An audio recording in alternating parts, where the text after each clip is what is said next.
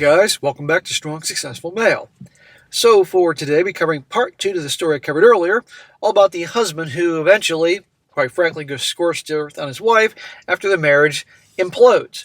And where we left off, our guy had just gotten married. He was talking about the finances and all that. She has a whole bunch of debt. He's trying to handle things in a way that's beneficial, but also protecting himself in case things go wrong. And he made a lot of mistakes marrying her, and her family's a bunch of wackos. And now you're going to see where things go, and of course, the big finale. So it continues. He says here, after our marriage, she was always reluctant to sit down and talk about money and would actively avoid any attempts to get her involved in the budgeting process because she didn't want to. I chalked up as her holding a grudge that I brought about with her father's budgeting advice. I later found out that she was skipping money and likely didn't want it found out while I was looking at her finances. There you go. As soon as we were married, my pay was deposited directly into our joint checking account, and then my allowance was transferred into my personal account. Smack! You nuts. That money should have gone into your personal account and money used for budgeting for the budget to the joint account, not the other way around. Hers was set up for her pay to be deposited into her personal account, and she kept her allowance out of it and then transferred the remainder into our joint checking account. Oh, what a great deal for her. I can't believe you agreed to this. Smack. I trusted her, so this didn't bother me. He says, yeah, I know, smack. But essentially, without checking each pay stub, I had no visibility of how much money she actually brought in versus what she said she did. And I had no way to verify that she was not returning more than she had agreed to. I trusted her at the time, so I didn't think this discrepancy was worth addressing. I know, smack. Yeah, smack. I told you got a lot of smacks. No. She knows what you're making. You need to know what she makes. If your money is going to the joint account, which is dumb, then her money should be going to that. It's like on certain areas, you were intelligent. In other areas, dude, dumb. But then again, it's amazing how dumb people can be with people they think they love. I know you make a comeback, but God almighty, man. I had many expensive hobbies. I loved to shoot, hunt, had a concealed carry permit, and used to buy weaponry every month or so. Rather than giving my hobbies up entirely to pay off her debt, I began building firearms and selling them on the side to allow me to expand my gun collection and keep me preoccupied. I vigorously checked into the laws regarding such things and was able to do so legally and without a license so long as certain thresholds were not crossed. I was very serious about not crossing them because staying on the right side of Johnny Law is critical to maintaining your freedom. Well, obviously, follow the laws. Once we had our child, our relationship changed significantly. It usually does. I noticed more and more disrespect for my wife and did not address it immediately. Sex began to taper off, but rather than saying anything, I chalked up as postpartum hormones and gave her the benefit of the doubt, even though our child was over a year old. Smack! And that just tells her she can keep doing what she's doing. Oddly, one of the most obvious examples of this disrespect I can think of right now was when I began to notice how she responded to me when I would return from hunting trips. I'm an avid hunter and always have been.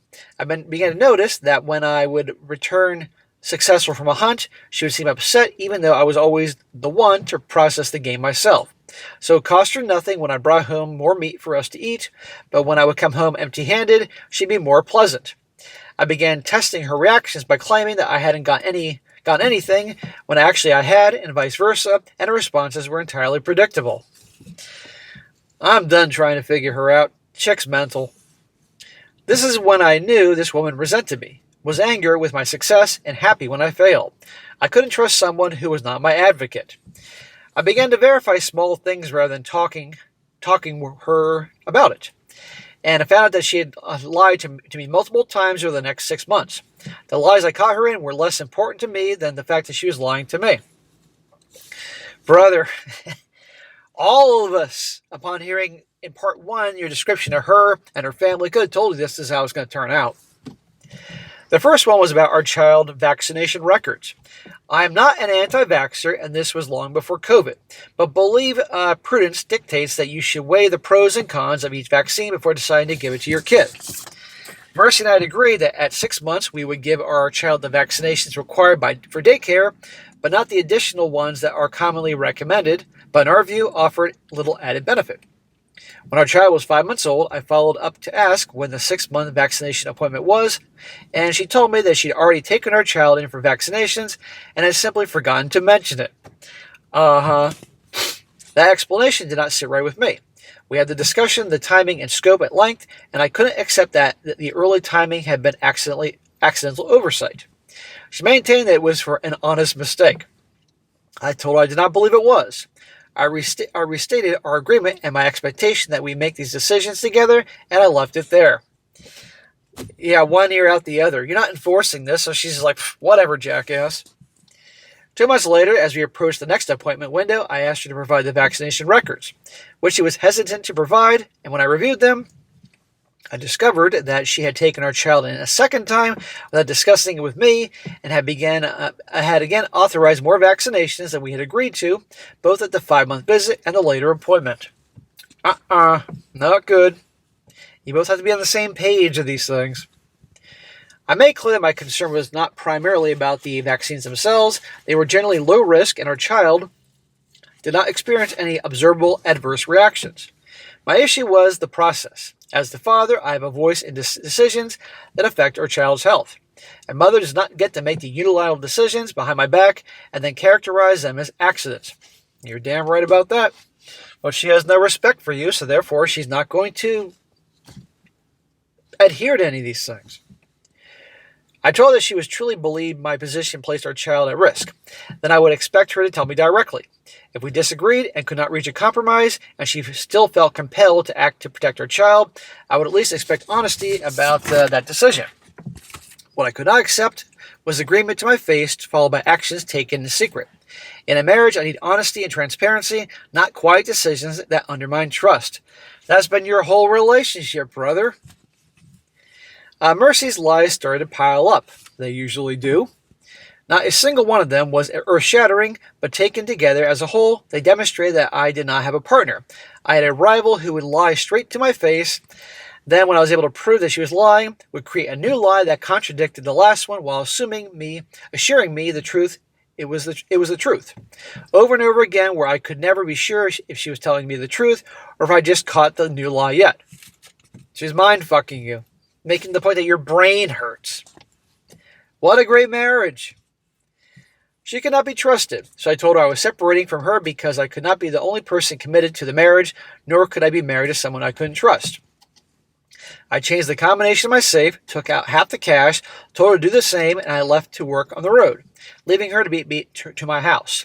I told her I would return once she decided she wanted to be married, and that I didn't want a divorce, but this would be my boundary. I would have a wife I could trust or no wife at all. Well, that's good. The problem is you now have left, and she's in your house with your kid, and she can now prepare to do whatever she wants to do. Over the next week or so, we spoke a couple of times and agreed to do counseling and set a date for me to return. A few days later, she told me that her best girlfriend had flown into town to help her go through this. I knew this was a bad sign. What, she a nurse too?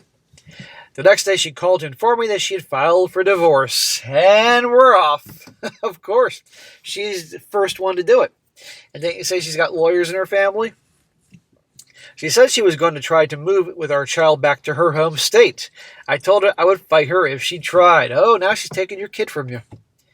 Again, nobody's surprised, given all what you described to her in the beginning. The thought of losing my child stole all my resolve. I did not want a divorce. I just wanted a partner. My hope had been that this demonstration would show her how serious I was. Rather than toe the line, I folded. I told her that I was dropping everything and was getting the first flight home to discuss this. She agreed to talk when I landed. I left my company over a decade in a jam, walked off the job, and straight to the airport. You really think she's going to be reasonable with you, brother? No. I know you're obviously willing to deal just to have your son, but no. She never planned to be married to you forever, man, just so she can get what she wanted out of all this. When I landed that evening, I found divorce papers on the kitchen counter and a note saying she was at her parents' summer house 5 minutes away. We had agreed to talk immediately on my return, so I drove there. But I had a thought before getting into my truck. He says, SSM, remember the lawyers in her family? I once overheard them advise a younger relative on how to game a bankruptcy filing for his business. They coached him on how to max out his credit line for tangible goods from every single vendor that would allow it. take possession of the goods while maintaining plausible deniability for the locations of the assets, meaning he wasn't the only one who had access to them, lose the inventory until discovery deadlines expire, and then sell the assets to a trusted venue who was willing to pay cash for the items or fell off the back of a truck. So these lawyers have no problem. They want to win, that's all, and obviously cheating and being deceitful and all that. Big fucking surprise. Their focus wasn't legality or morality, much less doing what was right. It was about the provable and turning their knowledge of the law into a weapon used to steal. Right, and they're going to do it to fuck you over, dude. I, on the other hand, care about what is right and wrong, not what is legal, but about what is right and moral. I want to look back with pride in my life and my decisions. The idea that these lawyers and her family would manipulate the law in order to line their own pockets sat heavily with me. Well, you unfortunately have to fight fire with fire. They're not playing by the rules, but you want to, for honor. But you got to take care of you and take care of your boy. And I started to worry that this could be a ploy to try to set the tone for an upcoming divorce if I had in fact been planned. If they knew she'd be filing for divorce, instead of focusing on what was right in the divorce as I would, they would try to make it as favorable for her as they could at any cost. You bet your ass they're going to do that. So you have to be prepared to go to war. She and I had verbally agreed to meet, but there was nothing in writing to back that up, and she had changed where she was without telling me, knowing that I was likely to drive right there to speak to her. If they can make it look like her partner was violent and dangerous, showing up unannounced, potentially armed, and beating on the door during a marital dispute, it would help her in her plans to take my child out of state. There you go. You're fired up. She knows you have the conceal deal. She can make up all sorts of shit. I didn't know if I was being paranoid or not, but I had to know if it was a trap, and the best way to spring a trap is to walk into eyes wide open and prepared. So before driving over, I removed anything from my truck that could be construed as a weapon. I didn't have so much as a pencil in it, and I drove over. When I pulled up, the lights were on, and I could hear our dogs barking from inside the house. I knocked on the door, and no one answered, although I could hear voices quietly coming from inside. After about 20 seconds of waiting, it was obvious she did not want to talk, so I left. While my suspicions about the trap were confirmed, about 15 minutes later, when I received a call from the sheriff's deputy saying that he'd been dispatched to a domestic disturbance, and the person who called was Mercy's girlfriend. And she was afraid for both of their lives because I had a concealed carry permit, and she considered me a dangerous man. There you go.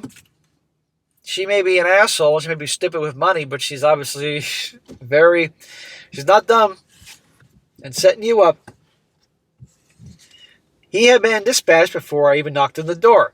I told him the truth, that I had agreed to speak with my wife as soon as I got home, and she left me a note telling me she was at her parents' house 5 minutes down the road, so I drove over to talk to her. That I was not armed, had made no threats, and that I was currently at the gas station if he needed to come and interview or detain me. Your word against hers, dude. Who do you think the cop's going to believe? He called them back and confirmed that with them and that I had not made any threats, which was smart for them because I decided to record my interactions just in case. Well, there you go. You're finally acting smart here with regards to her.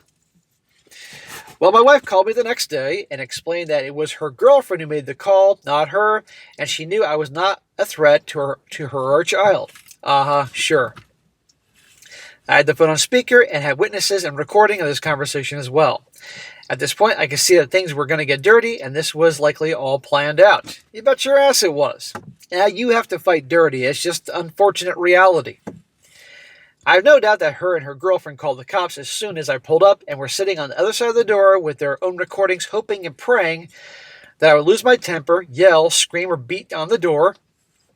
Anything that they could use to make me look violent, even though they knew I was not yet, and I'm actually an extremely level-headed man.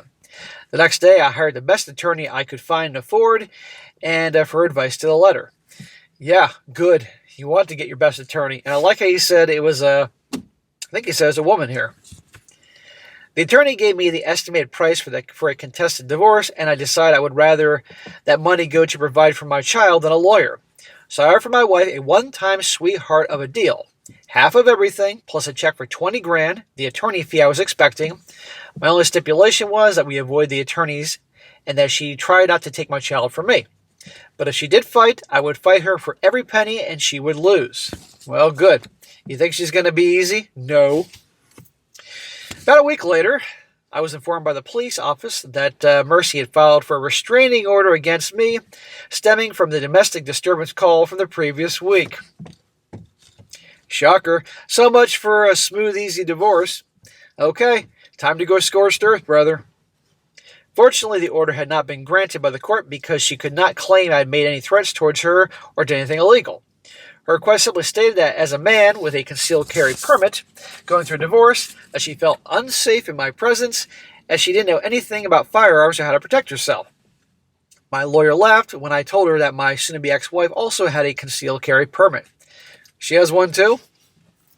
What blew me away was the deceitful nature Mercy was demonstrating. She knew full well that I would never harm her, regardless of what she did.